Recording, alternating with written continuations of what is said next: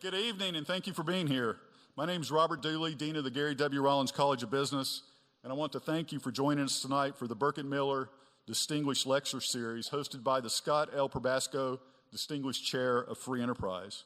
I want to thank our Probasco Chair, Dr. Claudia Williamson Kramer, our campus leadership, the UC Foundation, and the Probasco Subcommittee of the Foundation for their engagement and support of this event.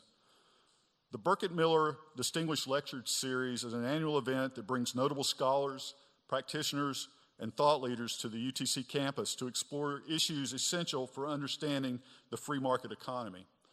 Past lectures have included a number of Nobel laureates, well-known economists, and world leaders, and we're thrilled to have Steve Forbes as our speaker this evening. It's now my pleasure to introduce Dr. Claudia Williamson Kramer, the Probasco Distinguished Chair of Free Enterprise. The Probasco Chair of Free Enterprise was established in 1977 by an initial bequest from the estate of Burkett Miller and is among the largest endowed chairs of free enterprise in the nation. The mission of the chair is to study the American free enterprise system and the conditions under which it operates most efficiently, engage in high-level scholarly research, and contribute to the public knowledge and understanding of economic theory and practice. The Probasco Chair also directs the Center for Economic Education and serves as a tenured faculty member in the College of Business. Dr. Williamson Kramer's main research is at the intersection of applied economic development and political economy. She has authored more than 50 articles in journals, co-edited 2 books, and written book reviews and policy briefs. Her research has also appeared in popular press outlets such as The Economist and the BBC. You can also read her monthly column, The Exchange, published in Business Trend through the Chattanooga area Chamber of Commerce. Dr. Williamson Kramer currently serves as an editor for Public Choice and the Journal of Institutional Economics, is on the Board of Trustees of the Southern Economics Association, and on the Board of Fellows for the Institute of American Civics at the University of Tennessee at Knoxville. She's a native West Virginian, earning her BBA from Marshall and her PhD from West Virginia University. Please join me in welcoming Dr. Claudia Williamson Kramer.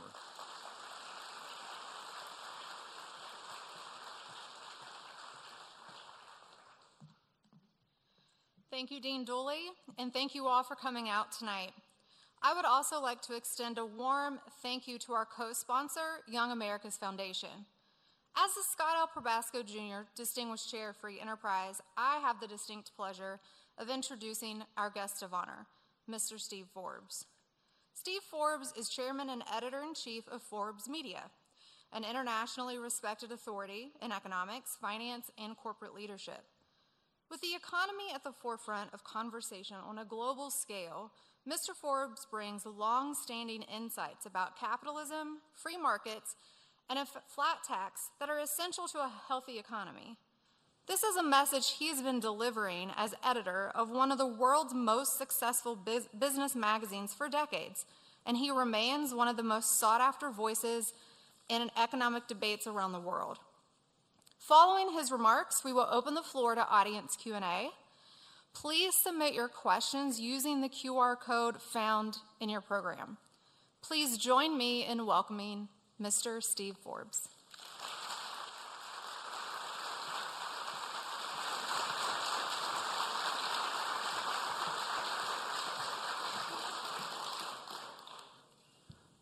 Well, thank you very much, Claudia, for that very nice and gracious introduction. Thank all of you for coming out here tonight. And what I would like to do tonight is make a few remarks about what makes the U.S. unique on our 250th birthday coming up. A lot of people have been disparaging the country, but it is the most amazing nation ever invented. And that's why the world is in a much better condition today than it was 250 years ago. And 250 years ago, 9 out of 10 people in the world lived in abject poverty, dire poverty, which is defined as existing on $2.15 a day. That's in today's money. Imagine trying to do that. Obviously, most people live very miserable lives. Today, thanks to the example of the United States, even if we never get credit for it, or rarely, the world, in terms of dire poverty, instead of being 9 out of 10, is 1 out of 10, even though the population of the world has increased since 1776 tenfold. never in history had there been such rapid advances in the human condition. The United States led the way. So what I'd like to do is discuss how we were unique going back to colonial times, then discuss this crazy debate we're having today about socialism versus capitalism. Socialism is an idea that has never worked, produces misery. The more socialism, the more misery. And yet here we are. We have a mayor of New York City who is an avowed socialist. Actually, he's a neo-communist. One of his problems is he doesn't know how to run a city. We've had some snowstorms, and the snow still hasn't yet been picked up. I think the comedian Jimmy Fallon the other day said there's so much uncollected garbage in New York under the socialist mayor that the rats are taking Ozempic. So, crazy times. So, but we still have this debate. And finally, I want to discuss some of the challenges we have and then some of the good things that I think are ahead of us. So in terms of the colonies, what made the colonies so unique was the way they were treated by the British. Despite Britain's bad behavior after what was called the 7 Years' War, when the big showdown came in North America with France, the United States was pretty much left, then the colonies were pretty much left to their own devices. So the British rule was haphazard. There were certain restrictions on trade, but most of the time it was ignored. So it was done in fits and starts. So when people came here, there were no big gold mines or silver mines, so you had to do things the hard way. You had to work to actually make a living and move ahead. But people came to the North American British colonies for religious freedom. That's how we got the Quakers in Pennsylvania, Catholics in Maryland, and religious congregations elsewhere. So people came for a better chance to get ahead. And so birth, the nice thing was that birth didn't determine what kind of life you could lead here, unlike Britain or in Europe, where classes were fairly rigid and mobility was a rarity. And so you had some amazing things happen in this country which shaped our character. One is that each of the colonies had their own assembly, elected by local dignitaries and the like, and that was quite remarkable. These assemblies had real power, and colonial governors had to take account of the wishes of colonial assemblies. So from almost the beginning, we were learning the arts of self-government, which many people take for granted, but as we see in many countries, it is not something that's easy to do or maintain. But we'd been doing it for decades by the time the break with Britain came. So there's considerable self-governance.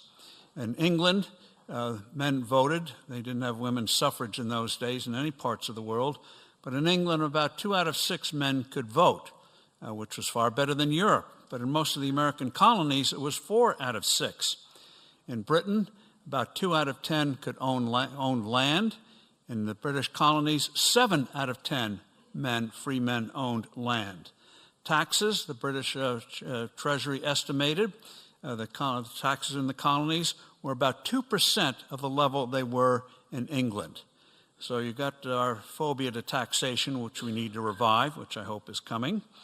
Another amazing thing was each colony had its own militia. Everyone was armed. Everyone knew how to use those muskets, and that provided the basis for the army that came into existence, National Army that came into existence in 1775. And no other empire would ever have allowed their colonials to be armed and trained in terms of how to use arms and weapons. But in the North American colonies, that's what happened. Another amazing thing was this country learned early on the value of education. By the time our break came from England in 1776, the colonies had more colleges than the mother country did. Starting with William and Mary, they proliferated. So amazingly, we had more institutions of higher education than the mother country. You saw it too in population. In North America, French North America had was rigidly controlled, unlike their British counterparts, and very, very restrictive on immigration and the like. So by the time the war with France came for control of North America, the population of French North America was 60,000. British North America was 2.5 million. So you can tell how this thing was going to go. And one of the things that marked the colonies at the time was the ideas that had been propagated first in Europe, but then came over here, you might say, on steroids, and that is the idea of the dignity of the individual, and also agitating for a political change. If you look up in the history books, there's something called the Glorious Revolution in 1688 in England, which Parliament firmly established its authority. They threw out the king, brought in William of Orange from Holland, who then married the daughter of the deposed king, and England learned how to finance from the Dutch. And so that's another story, but the fact of the matter is, the idea of agitating politically, pamphlets and the like, started in England and then went on steroids when it came here. So, and also, too, there was a sense that you're not supposed to mention today, very spiritual feeling in this country. Many congregations in England would get together and move en masse to North America because they wanted religious freedom. That's where the Mayflower came, was out of Holland, I believe.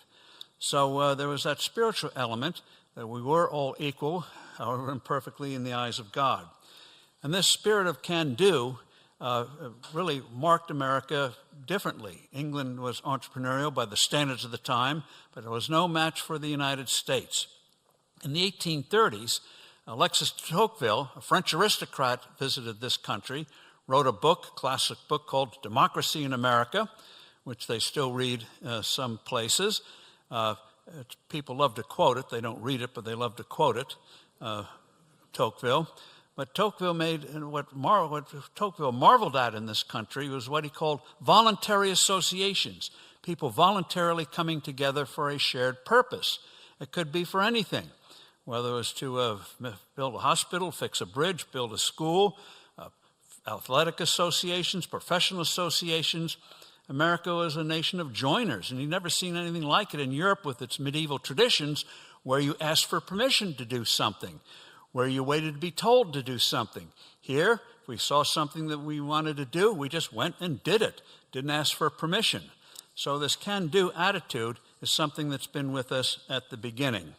So as I mentioned, in terms of when Adam Smith wrote his famous book, Wealth of Nations, in 1776, at the time, so there was a great thing that happened in 1776, as well as our Declaration of Independence.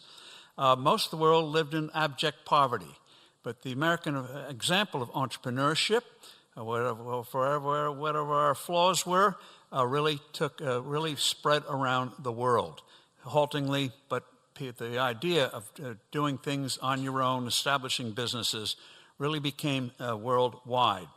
Now, the Declaration of Independence had those most extraordinary words: all men are created equal. That meant all humankind, mankind. And because of those principles, because of those that spiritual element that we brought to the North American colonies, eventually that meant eliminating the evils of slavery. Remember, slavery had been with human beings from time immemorial, but it was religious opposition to this, the immorality of it, that led to its eventual extinction, living up to the promise of the Declaration of Independence. Abraham Lincoln quoted that, all men are created equal, in the Gettysburg Address. And however imperfect we were, rights of women finally came into being. The promise of the Declaration was something that really brought about extraordinary historical reforms.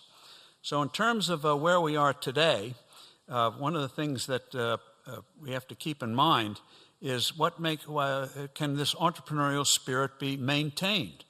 And I think the answer is yes. One of the things that comes out of free markets, which again gets short shrift these days, is that free markets always turn scarcity into abundance if allowed to do so. So today's luxuries become tomorrow's commonplaces. The biggest example, of course, was the automobile. 120 years ago, a car in real terms cost about $125,000. It was a toy for the rich. Then along came Henry Ford, developed the moving assembly line, and created an automobile that every working person could afford. And we take it for granted today. You see it too in handhelds. First ones came in the 1980s. Back then, what we called cell phones were as big as a shoebox, weighed like a brick, had 60 minutes of battery life, and the first ones came out of Motorola, a company called Motorola, cost $3,995. Today, even with the Apple phones and other models that come out, I think, what's the Apple phone, latest one, 27 or 18, I can't remember. But anyway, they're far, far below, especially when you adjust for inflation, the $3,995. So when you see widescreen TVs, in the early part of this century, those things, not as good as they are today, cost $15,000, $20,000. Today you can get one, a nice one, for a few $100s. So again, free markets will turn, when you allow free markets, scarcity into abundance. So this points to another thing that pioneered in this country, is that real wealth is not things, it's the human mind. It's human ingenuity that creates wealth and moves civilization forward. For example, perhaps I shouldn't mention it, but I will, oil. Despite all the raps about oil, it created a modern economy. We would not have the standard of living today and the offshoot of natural gas without oil. But look at oil itself. Oil is just glop. You can't eat it, can't feed it to animals, camels or whatever. So what turned this glop into something that created the modern world? Can't live without. It was human ingenuity that did it. You take our handhelds, the microchip, which is now going to be supplanted by other technology. What's the microchip based on? Sand. Who knew when you were a kid and you went to the beach, you were staying, in effect, on gold, the natural resource for what you hold today with your handheld, which is a virtual supercomputer. Now, if you'd said 30 years ago, Grandma could operate a supercomputer, which 30, 40 years ago would have been the size of this auditorium, you'd have gotten, again, very strange looks. But now we take it for granted. And so now, I remember old enough, none of you are, remember a thing called card catalogs. And, I'm pandering. Some of you do remember it. I tried it in politics, didn't work, which is why I'm here today. But anyway, in terms of the card catalog and the like. But now today, with our handhelds, if you place a call to a goat herder in Mongolia, and it takes more than 6 seconds, you say, what a piece of crap this is. Why is it taking so long? We take things for granted. But that's the thing. Free markets unleash human creativity. And let me just give you a few examples. One of the things I'm involved with is a series, you can find it on a website called Is It? How they came up with this name, IZZIT.org. It's part of the Free to Choose Foundation, creation of Milton Friedman. But anyway, we're doing short biographies, 3 to 4 minutes, on people who created the modern world that are largely forgotten today. Let me give you some examples. Margaret Rudkin, nobody's heard of her, but back in the 1930s, one of her children had health issues. One of the things he could not do was eat processed bread. And so she heard that maybe wheat might do something, so she created her own recipes and invented modern whole wheat bread.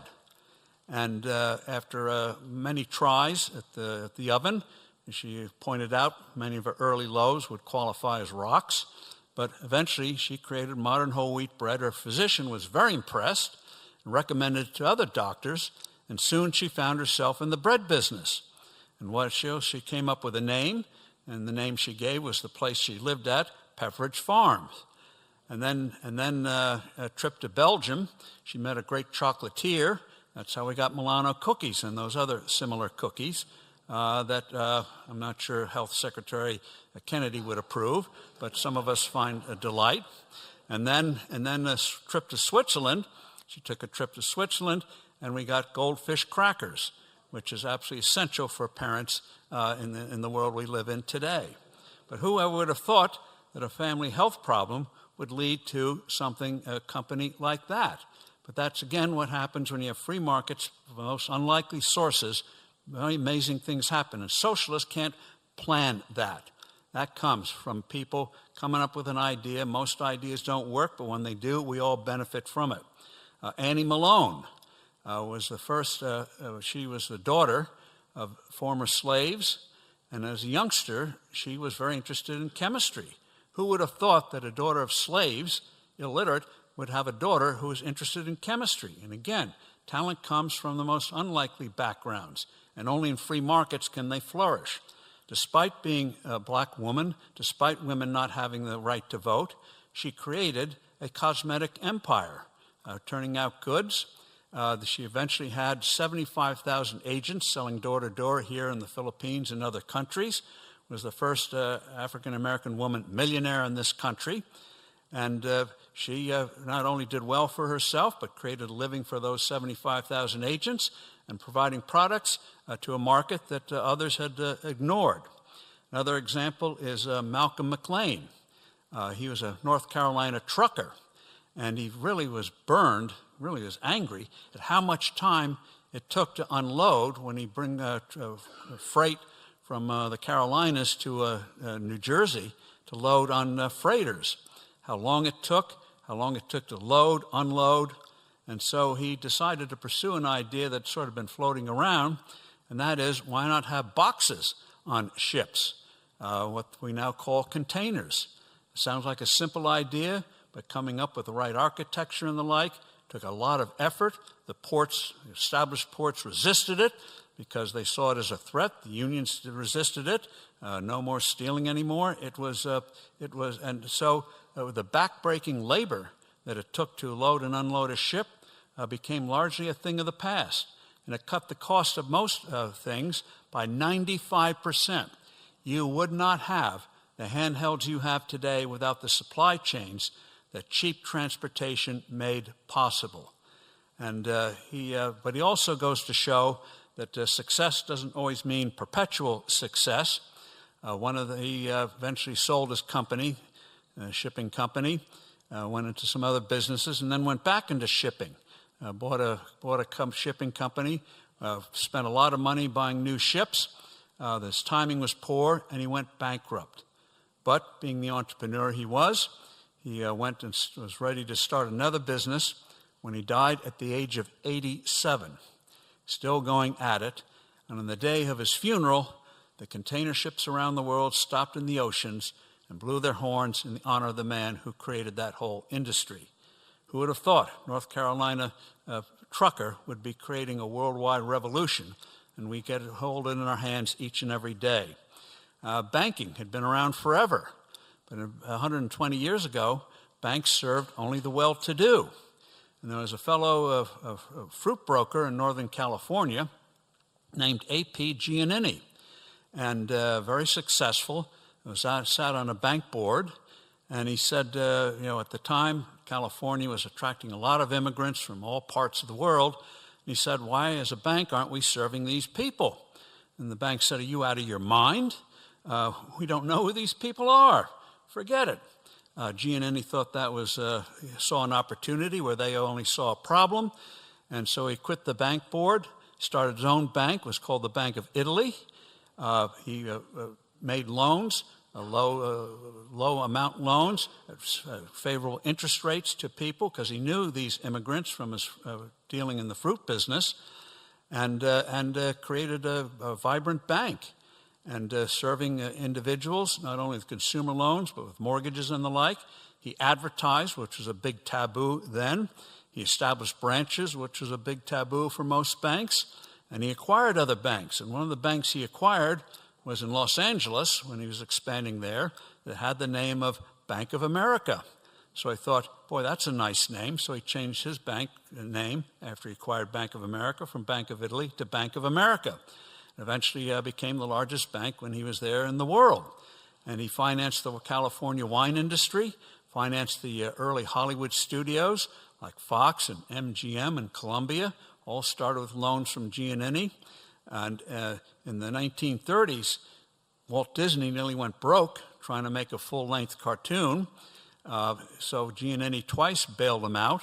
But Snow White and the Seven Dwarfs became a great hit. But no other bank would have touched it, but Giannini did.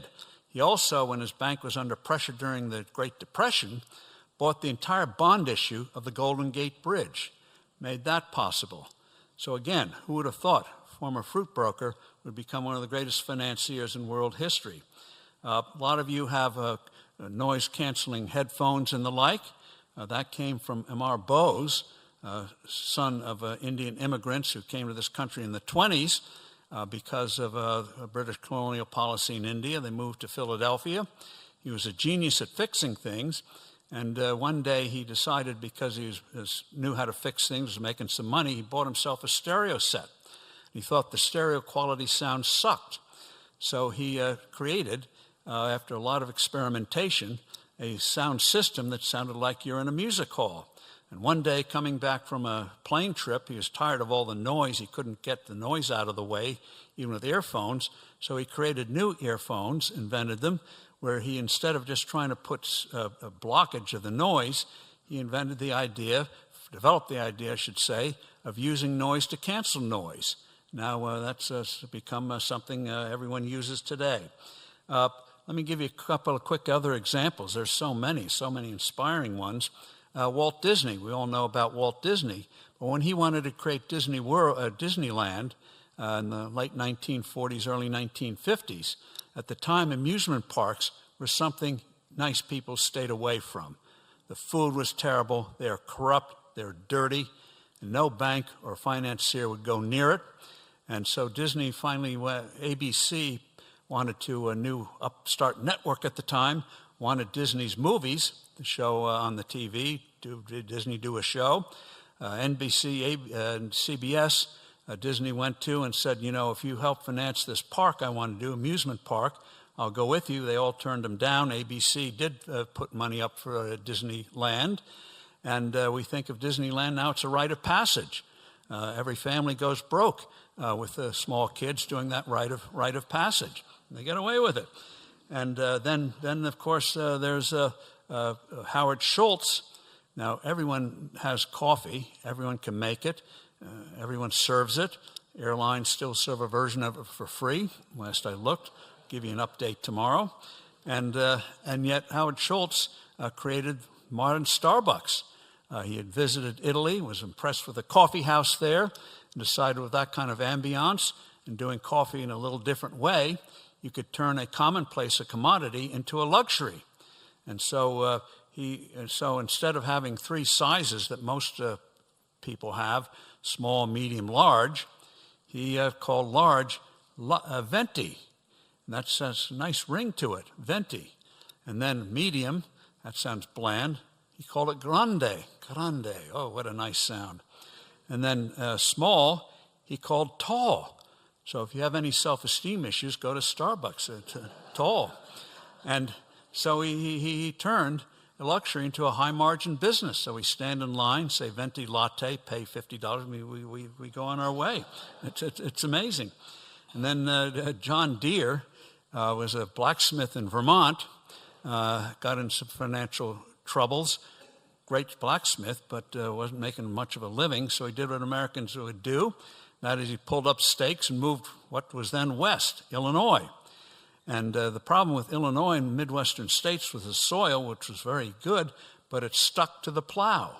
So you'd plow for a few yards, have to stop, get the muck off. So the land was kind of semi-worthless with that kind of a handicap. But Deere came up with the idea of a steel plow.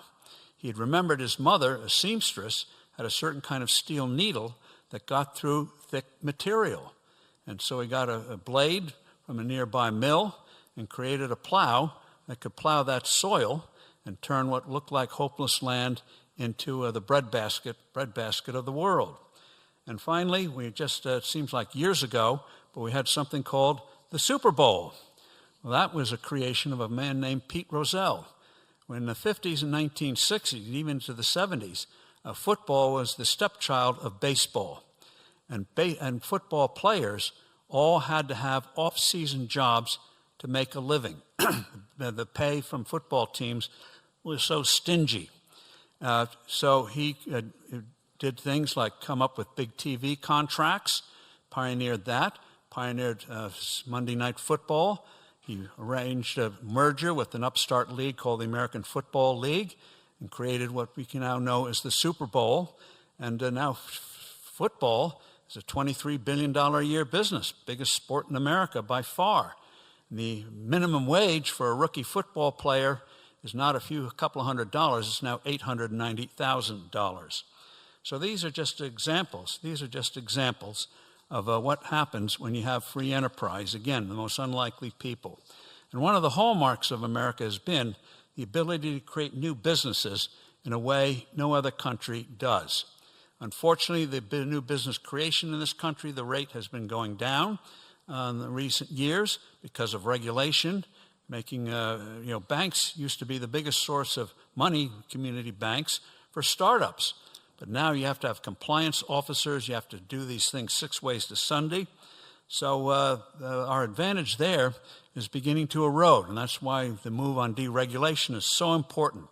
One of the things that our ability to create all these new businesses is that every generation we create 75, in effect, these new ones into new big companies.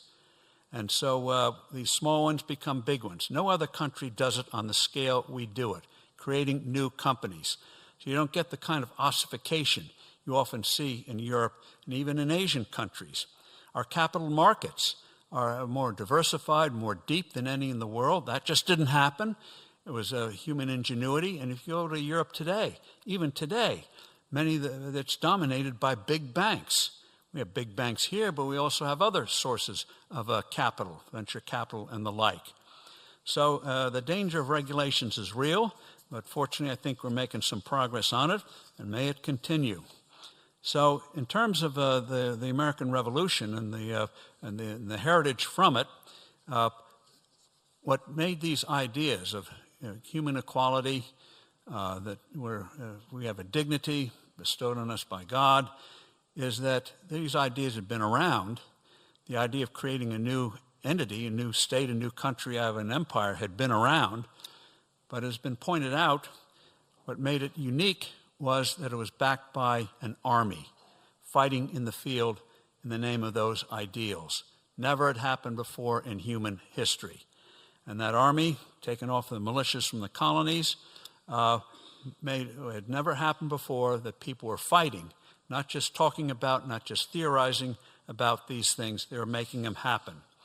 So that is what is unique about the United States. And by the way, if you want to get a real feeling for the 4th of July, read a speech, you can find it online, by President Calvin Coolidge, delivered on the 150th anniversary in 1926. And Coolidge is one of those presidents not remembered today. We have a documentary on Coolidge called Coolidge, Rediscovering an American President. But he, some historians have pointed out, he understood the American founding better than any president other than Abraham Lincoln. And you read that speech he wrote in 1926 and you'll see to it. So this is why the United States today has the unique characteristic. From the get-go, we've had to do things differently and better, and fortified by the belief that we all are endowed by our Creator with certain inalienable rights, and so we've moved forward. Perfect? Never, because people aren't perfect. But James Madison, father of our Constitution, made the point. He said if we were perfect, if we were angels, he said if we were angels, we would not need laws or government. Manifestly, we are not angels, except for perhaps grandchildren, they perhaps only to a certain age. And otherwise, we are very, very fallen. Now, this brings us to this crazy debate we're having today on capitalism versus socialism, or free markets versus socialism.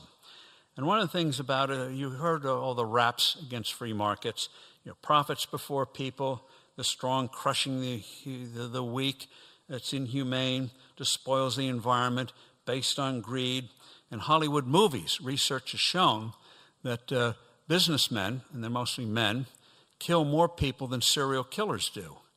And you have the stereotype.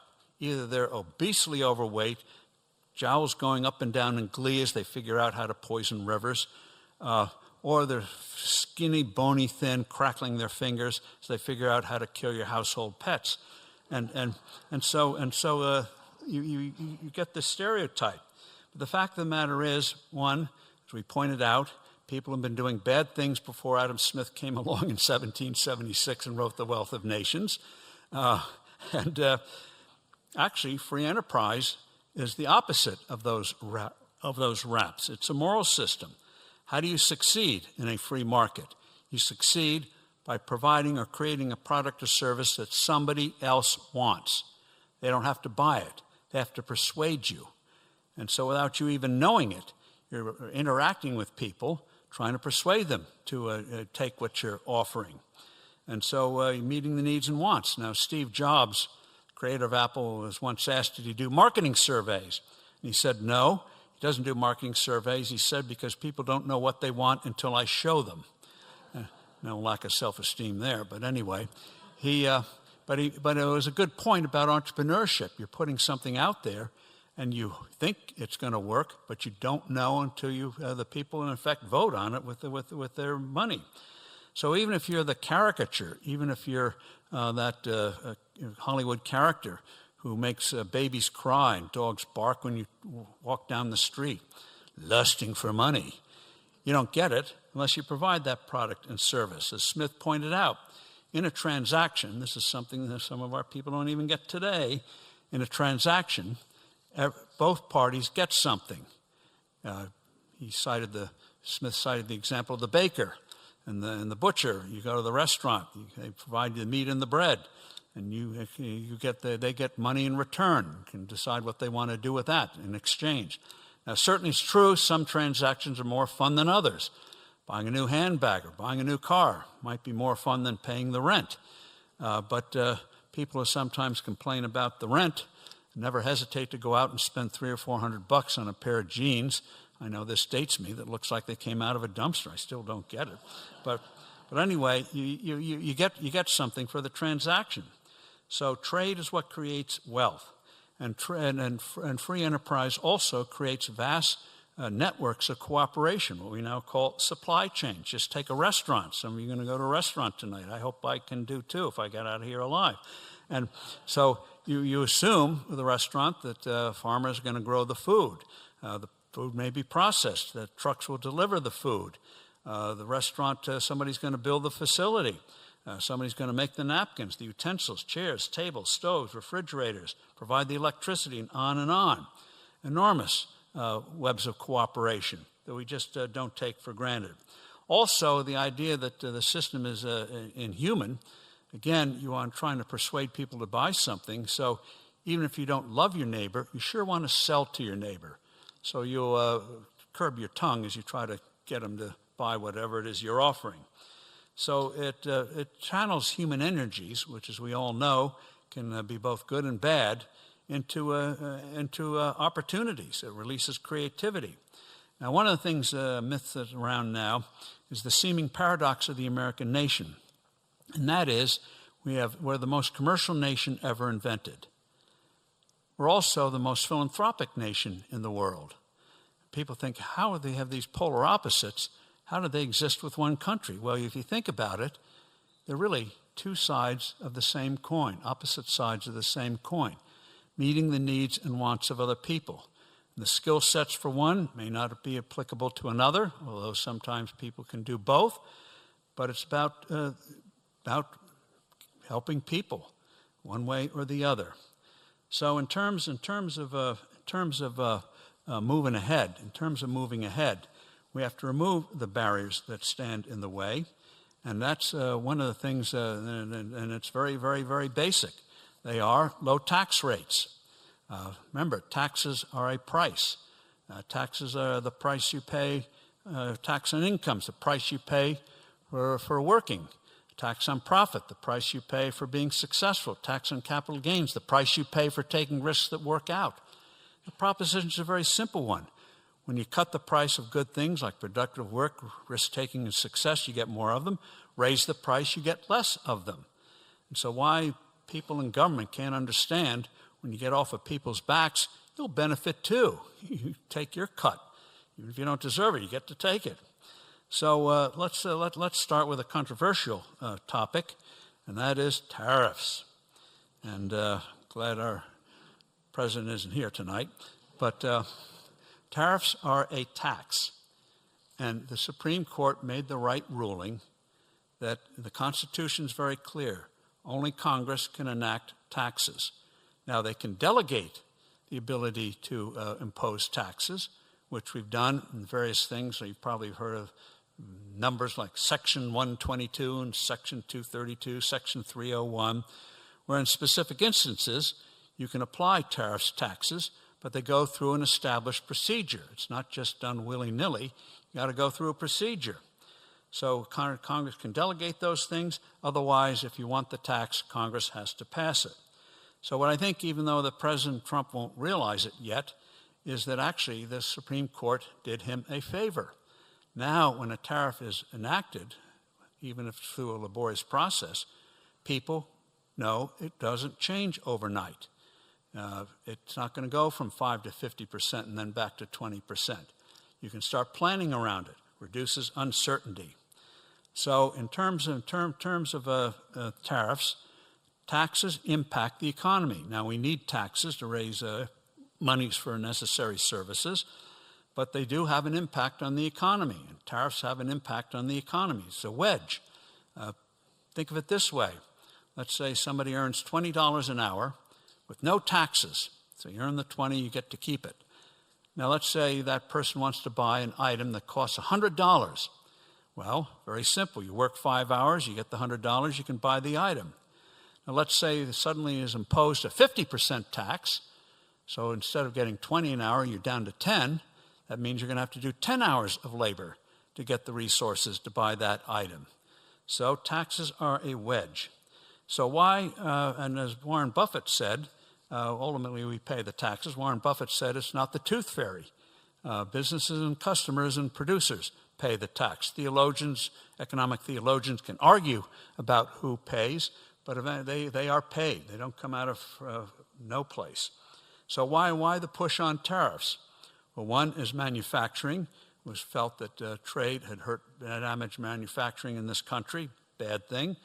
Second one is trade deficit. Third one, the President alluded to in the State of the Union, a form of a tool of diplomacy to get countries to stop fighting one another, and so stopping wars. And so, but on things, just take that last one first, that he cited the example he was going to impose tariffs and Cambodia and Thailand stopped bashing each other at the border. He could do that under existing law. It's a specific thing, specific emergency, not permanent.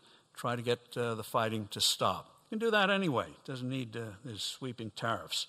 So in terms of manufacturing, what hurt manufacturing in this country was not, trade hurt a little bit, but the big hurt came from regulation. For some reason, starting 25 years ago, this country imposed mammoth regulations on manufacturers.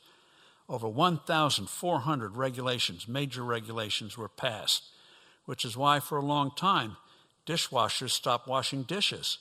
You remember once upon a time, you could put them in and do a load in an hour. Now it takes, 3 hours, 10 hours, whatever. But now that's going to change. That's beginning to change. And so in terms of regulation, especially on manufacturing, today, average, obviously encompasses a lot of things, but in manufacturing, the average cost of regulation per employee is $29,000. $29,000 of regulation tax. The direct tax per employee is $5,000 or $6,000. Now, do you think China imposes regulations on its manufacturers coming close to $29,000 an hour? You know the answer. You can probably count it on your fingers. And so that hurt enormously. Fortunately, this administration, and President Trump, is battling those regulations, making some real progress. In this first administration, they reduced the tax on businesses from 35 to 21, very, very effective. So in terms of manufacturing, we have deregulation. And in terms of moving barriers on our trade, since World War II, we've been, until early this century, systematically reducing tariffs and trade barriers. We stopped that, which I think was a mistake. We should continue. but you don't have to do sweeping tariffs to do it. For example, Ronald Reagan used what you might call a laser approach. Our auto industry was in trouble in the early 80s. Japanese weren't playing fair. Same thing with motorcycles. And he whacked them with tariffs. Made it very clear they got to change. They did change, but he didn't put sweeping tariffs on. It was focused on a specific problem. Later, semiconductors, he did the same thing. Specific problem, do it laser-like specific approach. So it doesn't mean that we're going to have no tools anymore to fight against unfair practices. They're there. Now, trade deficit. To be blunt, where's the exit? The trade deficit, or trade balance, or whatever you want to call it, in and of itself, tells you nothing about the health of an economy. America has had trade deficits for most of its 250-year history. One exception was during the Great Depression, when we had 25% unemployment, but we did have a trade surplus for all the good that did. What they ignore when they just look at trade numbers is they ignore services. We're a big exporter of services, over $1 trillion worth. They ignore that. They also ignore the hundreds of billions of dollars that come in, money coming in. Foreign investment has been a huge boon to this country in developing this country. So in the late 1990s, when we had a thing called budget surplus? Some of you may be old enough. Back in the 1990s, we had budget surpluses. At the time, those budget surpluses, we had a big growing trade deficit. So in terms of tariffs, we don't need these big sweeping tariffs. We need the Reagan laser-like approach for abuses, start moving again to systematically negotiating and reducing barriers, and we'll make some lasting progress. Now this brings us to a thing, part of the affordability problem, thing concerned about inflation. Now, I'm going to discuss a thing called monetary policy. So I'm warning you, it's not the most exciting subject in the world. And so let me give you a reward in advance about monetary policy. If you ever find yourself in an airplane, middle seat, want a little bit of elbow room with your seatmates, start talking to them about monetary policy. Or, if any of you are on a date and you want out, start talking about monetary policy. M2 is not going to really excite romantic interest, and so you'll never see that person again. But a big battle is heating up with the Fed. It's coming to the fore because President Trump's proposed new Fed head, a fellow named Kevin Warsh, is going to be going to the Senate soon for confirmation hearings. And you're going to hear a lot of babble about the Fed independence. Well, that's not what's really at stake, even though the president gives you that impression. Presidents have been fighting Federal Reserve chairs. I hate that word chair. Why not chairman or chairperson or chairwoman? But they call them chairs. I guess it's better than calling them sofas. But actually, fights now in the past haven't been with the kind of buoyance, you might say, flair that this president does. But they've happened in the past. And one of the most notorious was back in the 1960s. We were having the Vietnam War, which required huge expenditures. President Johnson was doing his big domestic programs, requiring huge expenditures. So the head of the Fed said we might have to raise interest rates because, all this spending. So Johnson called him down to his ranch, a fellow named William McChesney Martin, called him down to his ranch in Texas. Johnson was a big man physically, and he got so mad at Martin, he literally took him by the lapels and threw him against the wall, manhandled him. Martin made his escape and raised interest rates. So these things are not anything new. The basic flaw of the Federal Reserve is not so much the level of interest rates, although that's critical, is their operating assumptions. They assume prosperity causes inflation, which is preposterous. You doing well does not cause inflation. What causes, they overlook the fact that there are two kinds of inflation. One is what you might call non-monetary inflation.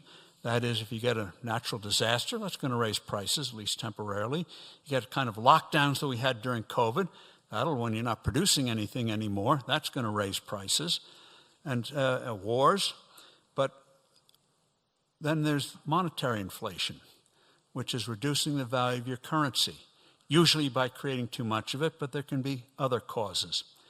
And so the Fed can control monetary inflation, but it can't control if you have a problem at the Los Angeles port in terms of taking in imports, which can raise prices. They can't do anything about that. But they can do the classic monetary inflation, that is reducing the value of the currency. Yet they never talk about the value of the dollar.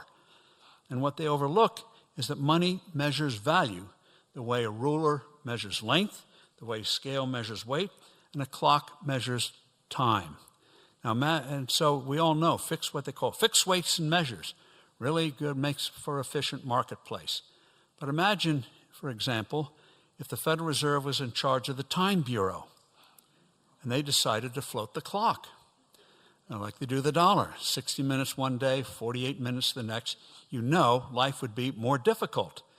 And so imagine baking a cake. It says bake the batter 30 minutes. You have to figure out, are those nominal minutes? Are those inflation-adjusted minutes? Tennessee minutes? New Mexico minutes? It's crazy. But that is what happens with money. When you have that kind of uncertainty, you get less productive investment. When anyone ever asks me, should I invest in gold?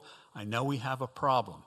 Gold doesn't produce anything, but people buy it to protect themselves from uncertain currency. For 200 years, from the 1790s to the 1970s, 180 years, we were on a variation of the gold standard. During that time, we achieved the highest growth rates in human history. Since we went off the gold standard, I know this is heresy in some circles, but it's true, the growth rate in the United States has fallen down by a third. You say, well, that's not too much, is it? Yes, it is over time.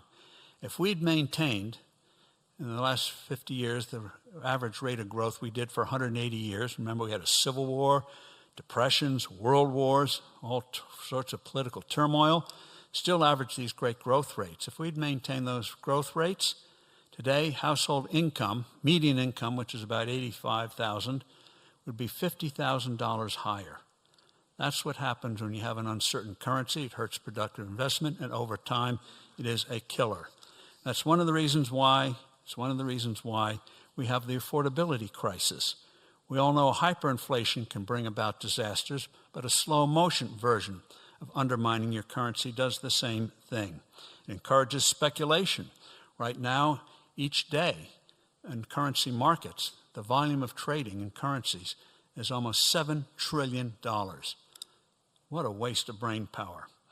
So, and it also has people looking for scapegoats. Who's responsible for this? They never look at the government.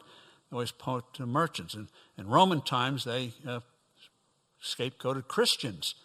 The lions didn't mind, but it didn't do anything about the inflation. In medieval times, they blamed witches. In the early 1920s, during that terrible inflation, who did they blame? Jewish merchants and bankers. And we saw where that led. Today, we talk about pharma, we talk about this, that, and the other thing. It leads to scapegoating and poisons the political atmosphere. So it's like shooting the messenger.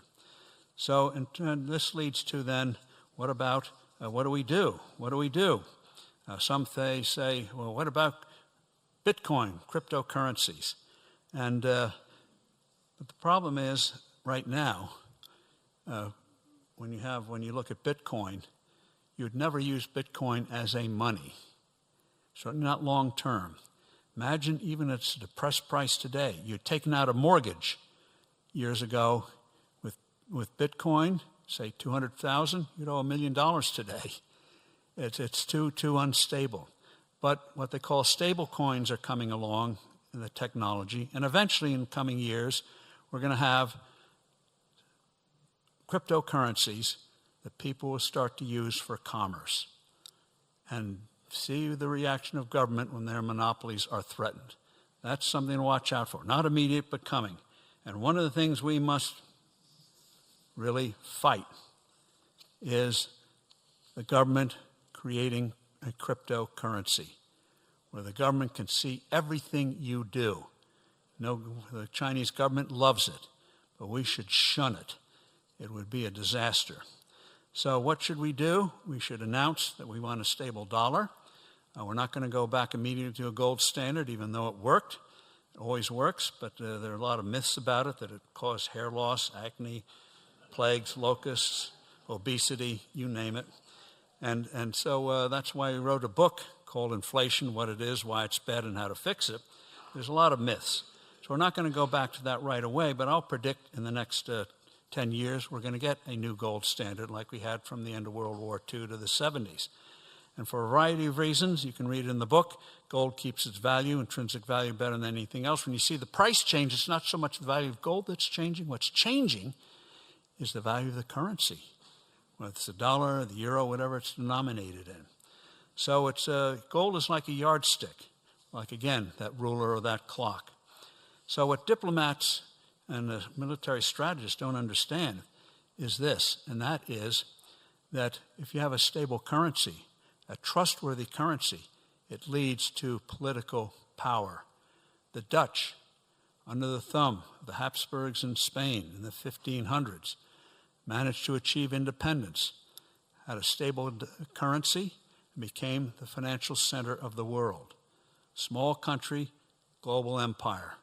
The Brits imitated the Dutch after William came from Holland, and they went from a third-rate power to creating a global empire.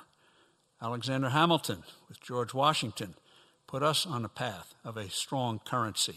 And we went from a seaboard nation, low income, weak in terms of world politics, to the mightiest nation in the world. Stable currency is needed. Finally, let me close with health care. Basically, why do we have a health care crisis? We have some excellent health care, but the reason we have a crisis is that we don't have real free markets in most of health care. It's third-party dominated. Nobody designed it, it just came about. So what is it today?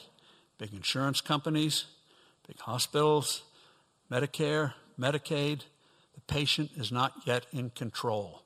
And the proof of it is the lousiest motel in America wouldn't dare put you in a room with another guest, a sick guest, with only a curtain in between. Yet in a hospital, oh, I got a private room. Whoa, great. It's the patient, the hospital knows they negotiate with insurance companies or the government for their revenue, not with you, the patient. Now that's beginning to change.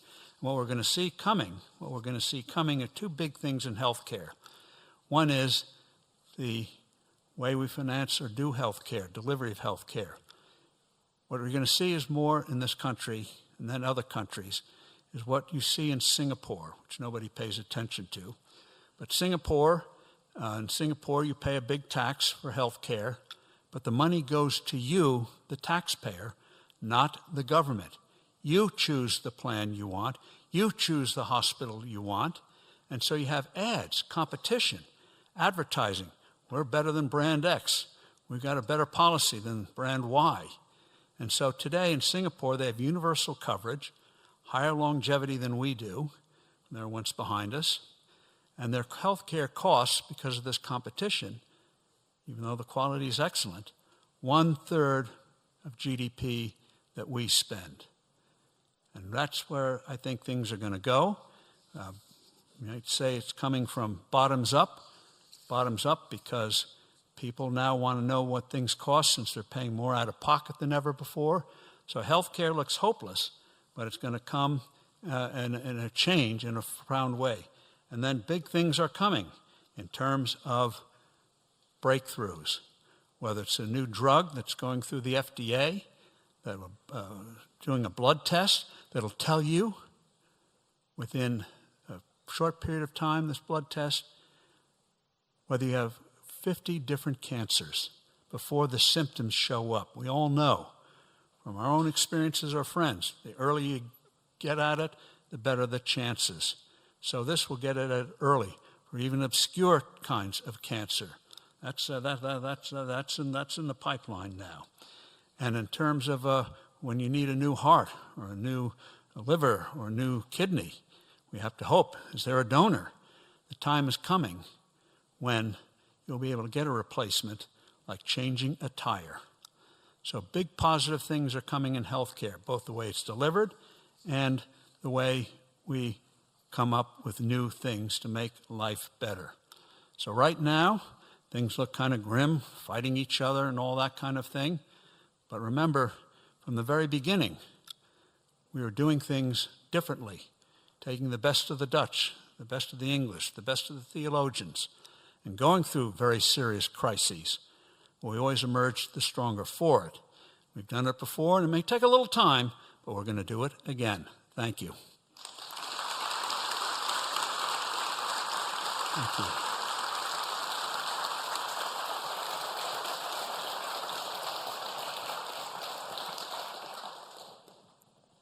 All right, thank you, Steve. That was wonderful. What was also very interesting is I have my laptop up and I see, as you guys are putting in the questions from the QR code, something will get asked about tariffs, and about 2 or 3 minutes later, Steve basically answered your question on tariffs. So somehow he knew what was coming in and was on your mind. Let me turn your mic on. Okay, we should be good. It is. Okay, perfect. All right, so lots of fun, interesting questions, a lot of them having to do with monetary policy. So people do want to talk about monetary policy. And so we'll start. Just be careful who you do it with. So we'll start there. I'm going to try to combine questions so we can get through as many as possible. And so some were asking about your thoughts and opinions on Powell's performance, and then what you foresee in terms of the new Fed chairman who's been proposed. In terms of Jerome Powell, the current head of the Fed, he was not a trained economist, which some of us thought might be a good thing, because you bring in an outsider, and they might ask questions that those who have been brought up in the system won't ask. As we know in business, many breakthroughs come from outliers, not in the industry itself. And so the big disappointment with Powell, I was going to call him chair, but I'll just call him the Fed head, Jerome Powell, is that he got totally enveloped by the inside of the Federal Reserve. And so he just mouths whatever they tell him, and he never asks the hard questions. Kevin Warsh, the man that President Trump has nominated, worked at the Fed, and therefore he knows how the institution operates. He knows how they envelop outsiders. And he knows that they need new models. He said it, that this current idea that prosperity causes inflation, he knows is nonsense in the real world. And he also then knows he has a better chance of changing the institutions. One thing to have a great idea, but can you execute it inside?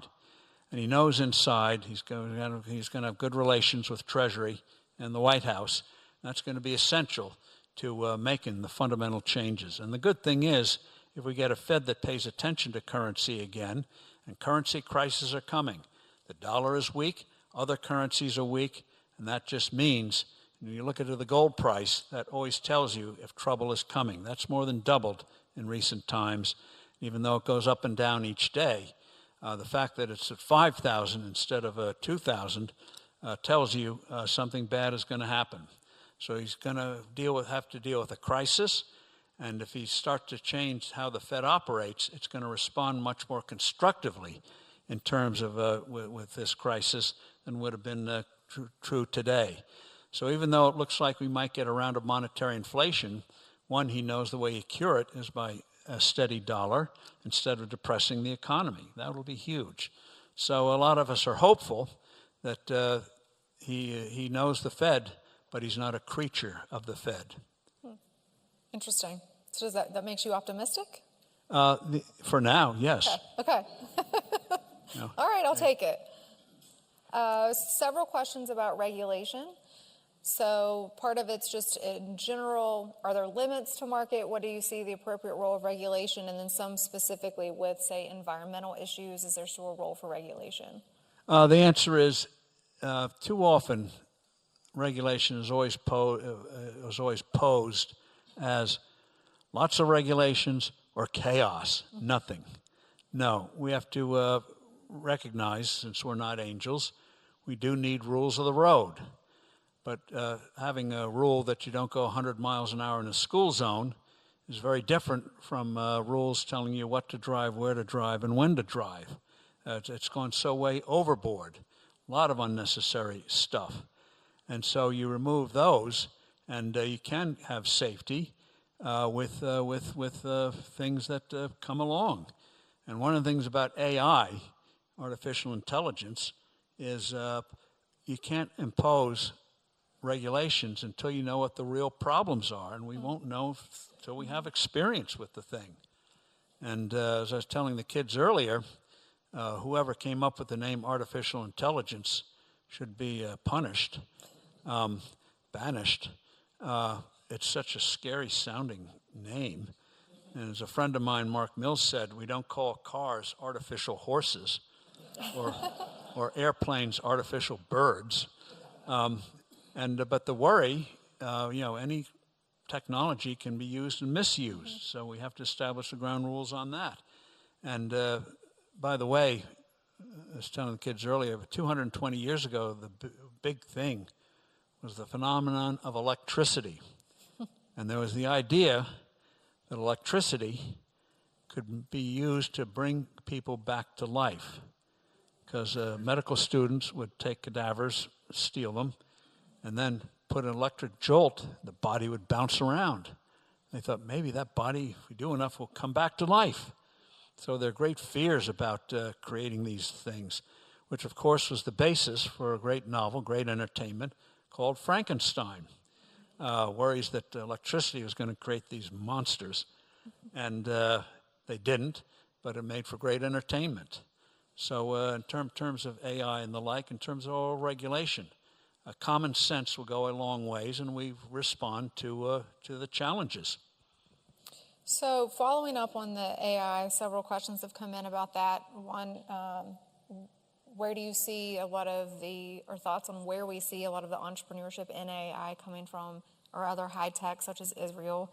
And then in terms of younger generations and displacement and those types of concerns, how should they navigate in a free enterprise system in terms of understanding how we work with AI? Well, AI is certainly going to be disruptive, no question about it. And so one of the things you have to do, which has always been true but is going to be going on high speed now, is the ability to readjust. For example, in my business, we were once a magazine company, still are, but small part. And back in the 1990s came this thing called the internet, and just destroyed the whole model that the whole industry had been operating on for 150 years. And now today, there are very few newspapers, many of them just very thin, with a couple of exceptions. Lots of magazines, not so much anymore. And so we face an existential challenge. And what we tried to do was remember what Peter Drucker, great management guru, immigrant to this country from Austria, but he wrote a lot of books on management, insightful books, some are still read in business schools. And he said every organization should ask itself, what is your purpose? What is it you are trying to do? What's your mission? And if you do that, you're less likely to get caught up on how things have changed than on adjusting to achieving the goal, but new or different ways of doing it. And in our case, in the first issue of Forbes magazine back in 1917, a couple of years before I was born, but back 108 years ago, in the first issue, my grandfather said he was an immigrant from Scotland, grade school education and the like, and as I mentioned, and he said that in the first issue, the purpose of business is to produce happiness, not to pile up money. And so this belief in entrepreneurship has been with us from the get-go. So our task was, as the technology changed, how do we help people who want to get ahead? And in one sense, we're like a drama critic. We'll praise you when you do something right, and if you botch it, like if you like stage plays and it's done poorly, you're going to criticize it. Doesn't mean you hate stage plays, you just don't like when it's not done right. So too with entrepreneurship, but how are we going to help out and criticize where criticism is due? But and so we face today, as I was mentioning earlier, Forbes used to produce with the magazine about 800 to 1,000 articles a year, print articles a year. With the website, which we started and realized from the get-go, you just don't have to use content from the magazine. You can use it from independent sources. Today we have over 1,500 contracted contributors writing on things like finance, software, whatever topic. So instead of 1,000 pieces a year, we're now doing 100,000 pieces a year. And now with AI, now that nobody goes on Google search engine, well, it's not quite true, but they know things are changing fast. We're facing a fresh set of challenges. But remember the mission. And so we're constantly trying to innovate. Years ago, we did 30 under 30, trying to find in 20 different categories, 30 young people doing great things around the world. And that's became a mainstay list, 50 over 50. As you get older, doesn't mean life is over. Yogi Berra was right. It ain't over till it's over. And there's sort of this feeling today that if you haven't achieved $1 zillion by 25, you're a failure. You got a Nobel Prize by the time you're 18. Just remember that the average age of an entrepreneur in this country is 39. And a lot of people come out of large companies. And they see an opportunity there that management is not recognizing. So they go out on their own. And the other daunting thing is you don't know when you start a new business, probably for as much as 7 or 8 years, is this thing really going to work? And most of them don't. So we see entrepreneurs not as scoundrels, as most others do in the media. We see them as heroes, flawed sometimes, but as people trying to do real things. And so that's how we're looking at the changes now. But it is something, nothing stays the same. And one of my favorite examples is George Eastman. George Eastman, back in the 1880s, got interested in photography. And back then, photography was a laborious process. You had a plate with certain gels you had to put on it. You had to go in a tent to deal with it. And he ultimately invented the modern camera where anyone could take pictures, get them developed. So what was a activity for a few thousand became an activity for billions and became one of the largest companies in the world, Kodak. He invented the name Kodak because he wanted a name that would not have any trade problems. So he came up with that. But sadly, even though the company recognized digital photography, they really didn't know how to respond, and they went bankrupt in 2012. So as my father liked to say, as I've mentioned, if you think you've arrived, you're ready to be shown the door. It never keeps the same. So as the saying goes, you can eat well or sleep well, but not both. The eating part I have no problem with. So unfortunately, we're down to just the last few minutes, and I think this is a great question to end on, which is how can members of younger generations fight for flourishing, free markets, innovation, and efficiency while understanding the appropriate role for regulations? How can we take advantage of these free markets? The key thing is when you're in school or any time, one is recognize you're in constant formation. When you get to the diploma, it's not the end. The big example is Steve Jobs. If you took away his name and gave his personality on a sheet of paper to any HR department, they'd throw it in the scrap basket. He berated people, stole ideas, impossible to be around. And he got fired from his own company before the age of 30. Quite an achievement. But he learned painfully how to become a creative leader that got the best out of people rather than the worst. It didn't come easily. You had to learn it. And so many things in life you're going to have to learn. And so in terms of looking out at the world, first of all, you have to have curiosity.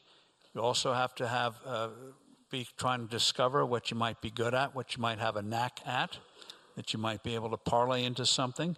Recognize you might stumble along the way. And when you get a part-time job during the summer, see it not just as an opportunity to earn some bucks, but also as a graduate course, or what you might call a real-time course, and say, see, how does the boss operate? How do you get along with people? How do you overcome your shortcomings? What makes this entity work or not work? Try to see in the real world experience how things work and don't work. And so see it as part of your education. You get paid for it, as well as doing the job itself. But remember, and so in that sense, Bera is right. And don't, and see, so easy to say, pick yourself up when you have a setback. But people do it. And that's one reason why we did this series on achievers, is precisely, there wasn't a straight line for most of them. And so real life stories speak better than saying pick yourself up. All right, how did others do it when they faced something that slammed them down? Well, that is going to close our program. I thank you for coming out, and a big thanks again to Mr. Steve Forbes. Thank you.